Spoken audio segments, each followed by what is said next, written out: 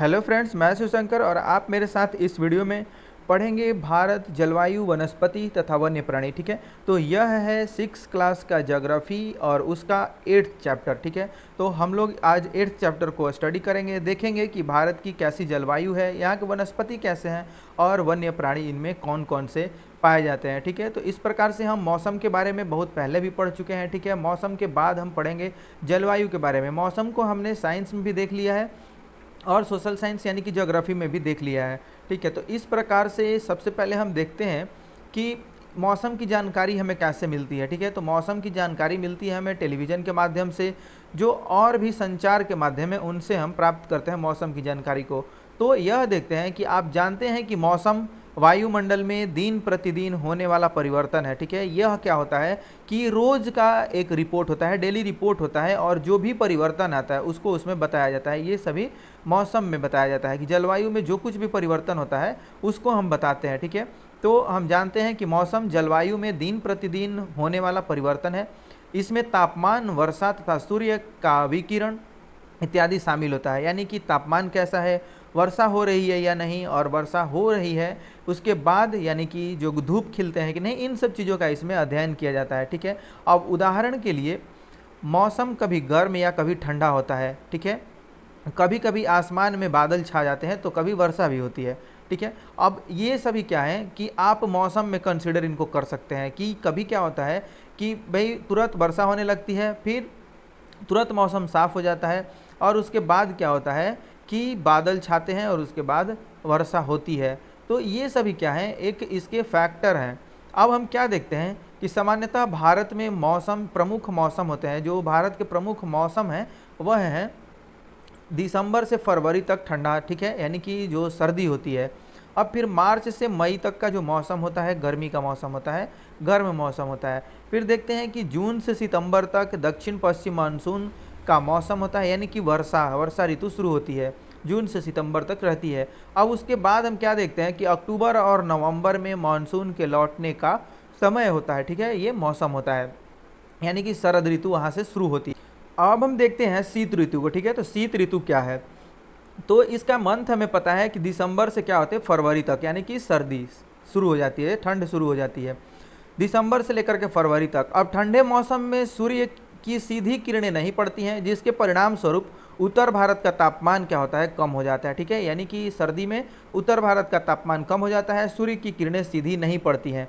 अब हम देखते हैं ग्रीष्म ऋतु का। ठीक है, तो गर्मी के मौसम में सूर्य की किरणें अधिकतर सीधी पड़ती हैं, तापमान बहुत अधिक हो जाता है, दिन के समय गर्म एवं शुष्क पवन बहती है जिसे हम लू कहते हैं। ठीक है, यानी कि ग्रीष्म ऋतु में क्या होता है ग्रीष्म ऋतु में कि सूर्य की किरणें सीधी हो जाती हैं, सीधी पड़ने लगती हैं, तापमान बहुत अधिक हो जाता है उसके कारण।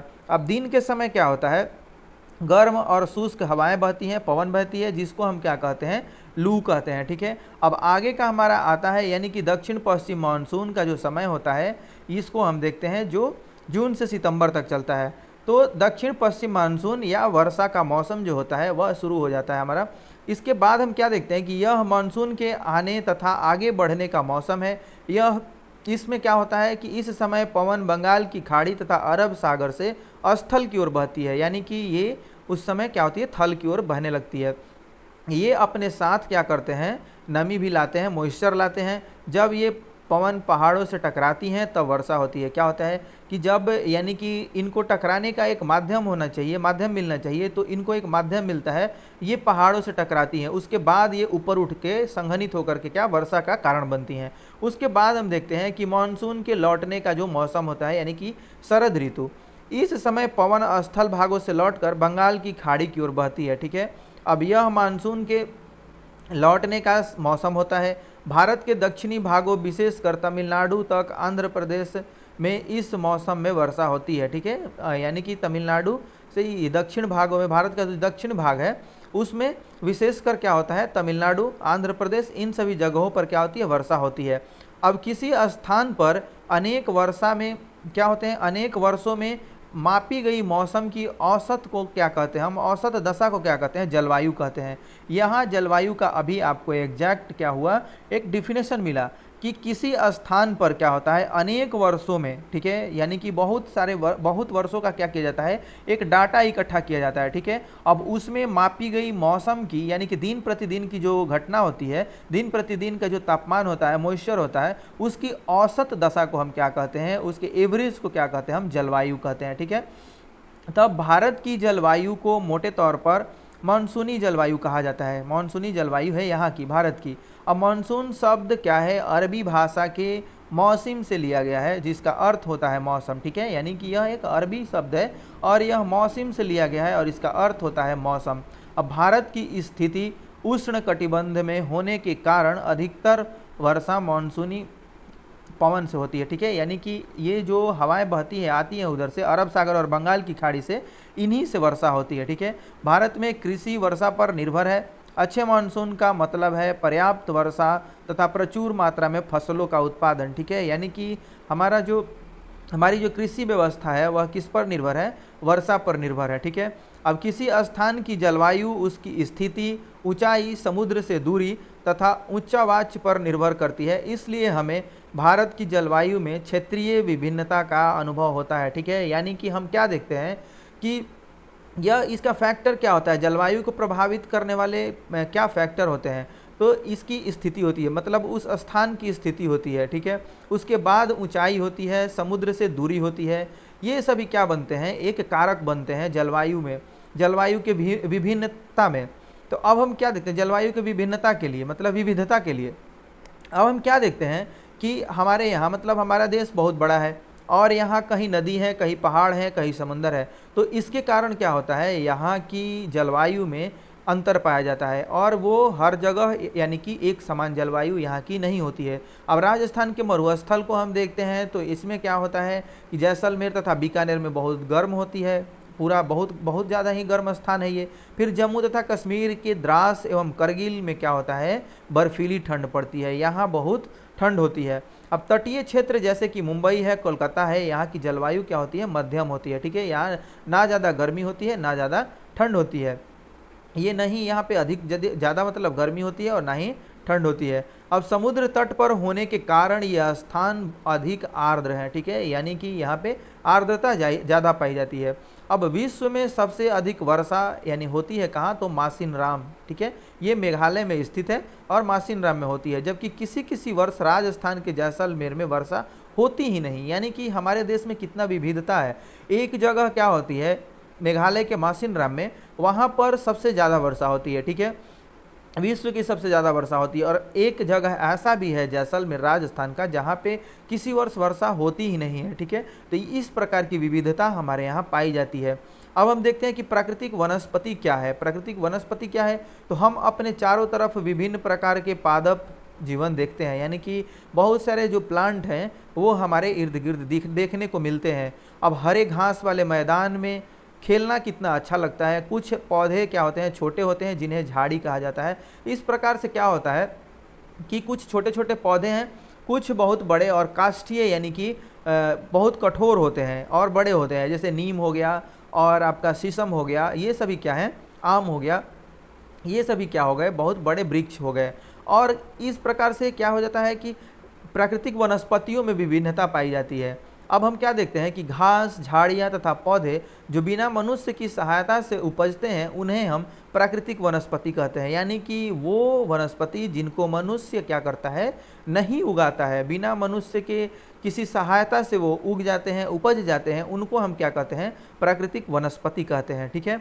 अब इस प्रकार आप देखेंगे कि क्या कुछ अंतर पाया जाता है इनमें, ठीक है। अब यहाँ हम देख रहे हैं कि उष्ण कटिबंधीय ये वर्षावन है, ठीक है, यानी कि कितना सघन है ये, वर्षा ऋतु के कारण यहाँ पे सघन क्षेत्र पाया जाता है वनों का। अब हम देखते हैं कि ये भूमि का परत है और ये 1.5 मीटर इसकी ऊंचाई है। झाड़ी यानी कि जो 5 मीटर के लगभग की ऊंचाई पर जो पाए जाते हैं उनको हम झाड़ी ही बोलते हैं। फिर तरुण वृक्ष होते हैं, उसके बाद ये धीरे धीरे क्या होते हैं, बढ़ते जाते हैं। मैं यहाँ इनकी बातें कर रहा हूँ, ठीक है।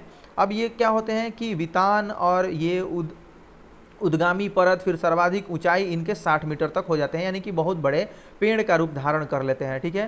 तो इस प्रकार से बहुत लंबे लंबे और ऊंचे ऊंचे पेड़ भी पाए जाते हैं, ठीक है, बहुत ऊंचे पेड़ पाए जाते हैं।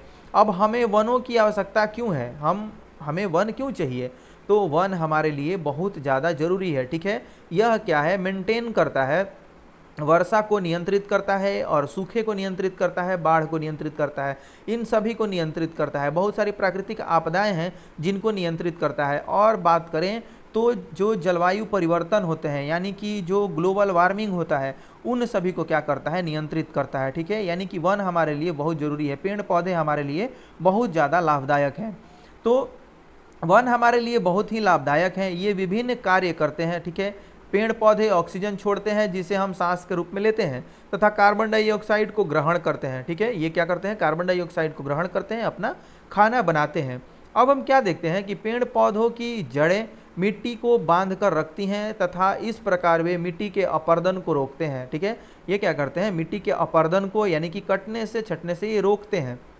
फिर वनों से हम ईंधन प्राप्त करते हैं, ठीक है। लकड़ी मिलता है हमें, चारा मिलता है, जड़ी बूटियां, लाख, शहद, गोंद इत्यादि हमें प्राप्त होते हैं, ठीक है। और वन क्या है, बहुत सारे वन्य जो जीव हैं उनके लिए क्या है, एक आश्रय उनको प्रदान करते हैं, ठीक है। तो बहुत सारे ऐसे जो जीव हैं यानी कि जंगली जानवर हैं और वनस्पतियां हैं जो जंगलों में भली भांति अपना विकास करते हैं, ठीक है। और वो अपने को सुरक्षित रखते हैं। तो इस प्रकार से ये एक आश्रय का काम करते हैं, ठीक है। अब हम क्या देखते हैं कि ये ऑक्सीजन कैसे, दवाइयाँ प्राप्त करते हैं हम, यानी कि जो आप वनों के उपयोग देखते हैं, मिट्टी को बांधे रखना, इनका सबसे बड़ा उपयोग है कि मिट्टी को बांधे रखते हैं, मिट्टी को अपरदित होने से ये बचाते हैं। और फिर हम क्या क्या पाते हैं, तो हम पाते हैं इनसे ऑक्सीजन, ठीक है, ऑक्सीजन पाते हैं। उसके बाद क्या पाते हैं, ऑक्सीजन के बाद हम इनसे पाते हैं दवाइयाँ, जड़ी बूटियाँ, ठीक है। फिर आश्रय पाते हैं, चारा पाते हैं, ईंधन पाते हैं, खेल का सामान पाते हैं, यानी कि जो बैट वगैरह बनाए जाते हैं, बल्ले बनाए जाते हैं, हॉकी स्टिक और भी जो चीज़ें बनती हैं वो जंगली लकड़ियों से ही बनती हैं और वो वन से हमें प्राप्त होते हैं। फर्नीचर यानी कि जिन पे हम सोते हैं, सोफ़ा, पलंग, जो कुछ भी बनाए जाते हैं हमारे लिए, वो क्या होते हैं, इसी से पाए जाते हैं। अब हनी है, ठीक है, यानी कि शहद, ये सभी इसी से पाए जाते हैं, वन से ही प्राप्त होते हैं। फल हैं, गोंद है, लाख, यानी कि जो वन्य जीव यानी कि इनके प्राकृतिक निवास स्थान बनता है, इनको क्या करता है, एक आश्रय प्रदान करता है। जो भी जंगली जीव हैं उनको वो आश्रय प्रदान करता है। अब हम क्या देखते हैं कि जो इमारती लकड़ियां हैं, यानी कि रबड़ जो हम प्राप्त करते हैं, इमारती लकड़ियां हैं, रबड़ बनते हैं और भी बहुत सारी चीज़ें हैं जो वनों से प्राप्त होती हैं। तो हम यह देखते हैं कि वन हमारे लिए कैसे महत्वपूर्ण है, कैसे ये लाभदायक है, यूज़फुल है, ठीक है। अब वन्य प्राणी क्या है, तो वे प्राणी जो वनों में पाए जाते हैं और वनों में रहते हैं, ठीक है। वन विभिन्न प्रकार के वन्य जीवों का क्या है, निवास होता है। अब वनों में जंतुओं की 1000 प्रजातियां तथा बड़ी संख्या में विभिन्न प्रकार के सरीसृपों, उभयचरों, पक्षियों, स्तनधारियों, कीटों तथा कृमियों का यह निवास स्थान होता है। यहाँ पे वो निवास करते हैं, ठीक है। तो इस प्रकार से ये वन इनका आश्रय बनते हैं। अब हम देखते हैं कि बाघ हमारा राष्ट्रीय पशु है, बाघ को राष्ट्रीय पशु के रूप में हमने अपनाया है। यह देश के विभिन्न भागों में पाया जाता है। गुजरात के गिर वन में एशियाई शेरों का निवास है, ठीक है, यहाँ पे एशियाई शेर पाए जाते हैं। अब हाथी तथा एक सींग वाले जो गेंडे होते हैं असम के जंगलों में घूमते हैं। अब हाथी केरल एवं कर्नाटक में भी मिलते हैं, ठीक है। ऊंट भारत के रेगिस्तान तथा जंगली गधा कच्छ के रण में पाए जाते हैं। इस प्रकार के ये सभी क्या हैं, जंगलों में पाए जाने वाले जीव जंतु हैं। अब जंगली बकरी, हिम तेंदुआ, ये सभी क्या है, भालू इत्यादि हिमालय क्षेत्र में पाए जाते हैं। यानी कि जो जंगलों की विविधता आप देख रहे हैं, ठीक है, वहाँ अलग अलग तरह के जीव जंतु पाए जाते हैं। इसके अतिरिक्त क्या है कि दूसरे जानवर जैसे कि बंदर, सियार, भेड़िया, नीलगाय, चित्तल इत्यादि भी हमारे देश के जंगलों में पाए जाते हैं, ठीक है। तो अब हम क्या देखते हैं कि भारत में पक्षियों की भी ऐसी ही प्रचुरता है, बहुत सारे पक्षी यहाँ पे पाए जाते हैं। मोर हमारा राष्ट्रीय पक्षी है, ये हम जानते हैं। अब भारत में पक्षी तोता, मैना, कबूतर, ये बुलबुल तथा बतख इत्यादि हैं, ठीक है, यहाँ पे मिल जाते हैं। अब हम क्या देखते हैं कि अन्य बहुत सारे राष्ट्रीय पक्षी उद्यान हैं जो पक्षियों को उनका प्राकृतिक निवास प्रदान करते हैं, ठीक है। उद्यान शिकारियों से पक्षियों की रक्षा करते हैं, ठीक है। इस प्रकार से क्या होते हैं, ये उद्यानों में हम उनको सुरक्षित रखते हैं। अब भारत में सांपों की सैकड़ों प्रजातियां पाई जाती हैं, जिनमें क्या है कि कोबरा और करैत प्रमुख है, ठीक है। इस प्रकार से ये मिलते हैं, यहाँ पे पाए जाते हैं। अब हम क्या देखते हैं, ये जंगली जानवर हैं जो कि प्राकृतिक रूप से जंगलों में निवास करते हैं, ठीक है, और वहाँ पे उनके रहने के लिए क्या होता है, एक आश्रय होता है। वो प्राकृतिक रूप से वहाँ पे अपना भोजन इकट्ठा कर लेते हैं और वो अपने लिए रहने का निवास स्थान भी ढूंढ लेते हैं और रहते हैं वहाँ पे। और क्या होता है, इनका जीवन चक्र चलते रहता है, यानी कि जो घास और जंगलों की जो छोटी छोटी झाड़ियाँ होती हैं उनको हिरण खाते हैं, हिरण को क्या होता है, हिरण को बाघ शेर खा जाते हैं, और फिर इस प्रकार से क्या होता है, इनका जीवन चक्र चलता रहता है और ये प्राकृतिक रूप में वहाँ पे निवास करते हैं। अब हम क्या देखते हैं कि आप वन्य जीवों के संरक्षण में भी अपना हाथ बटा सकते हैं, ठीक है, यानी कि आप वन्य जीव को संरक्षित कर सकते हैं। आप जानवरों के शरीर के विभिन्न अंगों जैसे हड्डी, सींग तथा पंख से बने पदार्थों को खरीदने से इनकार कर सकते हैं, यानी कि एक तरह से आप बहिष्कार करके कि मैं इन चीज़ों का यूज़ नहीं करूँगा। इससे क्या होगा कि उनका, यानी कि उनको मारेंगे नहीं, उनको जो शिकारी होते हैं या अवैध रूप से जो मारते हैं जानवरों को, वो मारेंगे नहीं, क्योंकि उनसे जो निर्मित वस्तुएं हैं उनको जब आप खरीदेंगे ही नहीं तो क्या होगा कि उनके वो मारने के लिए भी लोग नहीं आएंगे और उनका शिकार भी नहीं करेंगे। अब प्रत्येक वर्ष हम लोग अक्टूबर के पहले सप्ताह में क्या होता है कि वन्य जीव सप्ताह के रूप में मनाते हैं, ठीक है। प्रत्येक वर्ष हम लोग अक्टूबर के पहले सप्ताह को वन्य जीव सप्ताह के रूप में मनाते हैं, ताकि वन्य जीवों के निवास को संरक्षित रखने के लिए जागरूकता लाई जा सके, यानी कि एक तरफ से आप जागरूकता फैलाने के लिए मनाया जाता है ये, ठीक है। अब हम क्या देखते हैं कि प्रवासी पक्षी क्या है, प्रवासी पक्षियों का क्या ये है। अब देखते हैं कि कुछ पक्षी, यानी कि पिनटेल बतख, कर्ल्यू, फिर फ्लेमिंगो, ऑस्प्रे, लिटिल स्टिंग प्रत्येक वर्ष सर्दी के मौसम में हमारे देश में आते हैं। ये क्या करते हैं, प्रत्येक वर्ष हमारे यहाँ आ जाते हैं सर्दी के मौसम में। सबसे छोटी लिटिल स्टिंग का, जिसका वजन होता है लगभग 15 ग्राम, ठीक है। अब आर्कटिक प्रदेश से 8000 किलोमीटर की दूरी तय करके भारत आती है, ठीक है। ये जो छोटी पक्षी है, यानी कि ये लिटिल स्टिंग, जिसका वजन मात्र 15 ग्राम होता है, यह आर्कटिक प्रदेश से यानी कि 8000 लगभग दूरी को तय करके क्या करते हैं, ये भारत आते हैं। ऐसे बहुत सारे जो प्रवासी पक्षी हैं, मैंने साइंस में पढ़ा था, तो आप भी अगर साइंस को पढ़ते हैं तो देखेंगे उसमें 7th क्लास में कि ये प्रवासी पक्षियों का उसमें वर्णन है। तो वो यहाँ 8000 किलोमीटर दिया हुआ है, ठीक है, कि ये आर्कटिक प्रदेश से आते हैं। लेकिन वहाँ पे ये भी बताया गया है कि 15 हजार किलोमीटर से ये जो पक्षी होते हैं, प्रवासी पक्षी होते हैं, हमारे यहाँ आते हैं, अपना प्रजनन करते हैं, उसके बाद फिर वहाँ वापस चले जाते हैं, और यह क्रम हर वर्ष चलता है, ठीक है, यानी कि ये प्रत्येक वर्ष उसी स्थान पर आते हैं। तो यह एक आश्चर्य का विषय है और शोध का विषय है। बहुत सारे वैज्ञानिक क्या मानते हैं कि ये कुछ लैंडमार्क का यूज करते हैं और हर वर्ष क्या होता है, वहीं पर आते हैं, उसी स्थान पर आते हैं।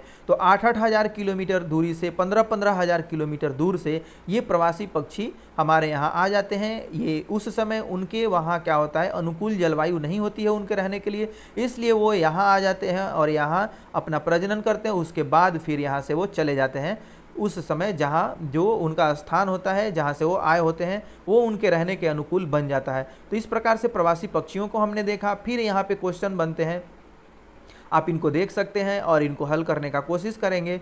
और आप बहुत ही अच्छे से पढ़ रहे हैं और सुन रहे हैं, तो आपका बहुत बहुत धन्यवाद। आप अगर कोई भी आपको और भी कुछ बदलाव चाहिए होता है तो आप कमेंट बॉक्स में अपना कमेंट जरूर छोड़ सकते हैं, ठीक है। तो आप कमेंट करें, लाइक करें, शेयर करें और वीडियो देखते रहें, ठीक है। तो आपका बहुत बहुत धन्यवाद। मिलते हैं नेक्स्ट वीडियो में। Thanks for watching this video.